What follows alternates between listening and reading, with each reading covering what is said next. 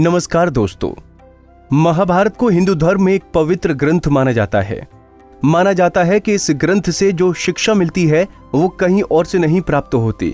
धर्म, नीति, मर्यादा, विवेक और सदाचार का पाठ पढ़ाने वाले इस ग्रंथ के लिए मान्यता है कि इसे घर में कहीं नहीं रखना चाहिए।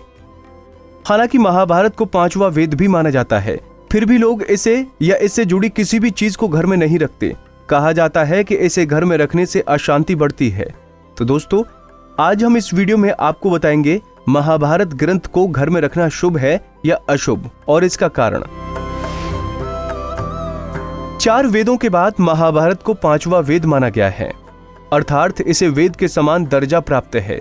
हिंदू धर्म के लोग घर में गीता, रामायण आदि ग्रंथों को रखते हैं और उनका पाठ करना शुभ मानते हैं। वहीं दूसरी तरफ महाभारत के पाठ को लेकर मान्यता है कि उससे घर में लड़ाई झगड़े होते हैं और परिवार में दूरियां बढ़ती हैं। घर के बड़े बुजुर्गों को भी आपने कहते सुना होगा कि महाभारत को घर में नहीं रखना चाहिए और न ही इसका घर में पाठ करना चाहिए, क्योंकि इससे घर में लड़ाई झगड़े होते हैं। तो वहीं कुछ लोगों का मानना है कि महाभारत का पाठ घर में नहीं करना चाहिए। अगर इसका पाठ करें तो घर के बाहर किसी देव मंदिर, एकांत स्थल आदि में करना चाहिए। वहां भी इसका पूरा पाठ नहीं करना चाहिए, इसका कोई एक पृष्ठ छोड़ देना चाहिए। अब सोचने वाली बात तो यह भी है कि महाभारत की तरह ही रामायण में भी रिश्तों को लेकर बहुत कुछ है। आप ये सोच सकते हैं कि इससे आपका दाम्पत्य जीवन खराब हो सकता है और आपको भी वन में रहना पड़ सकता है। घर में ऐसे कई उपन्यास भी होंगे जिसमें रिश्तों को लेकर बहुत कुछ लिखा होगा।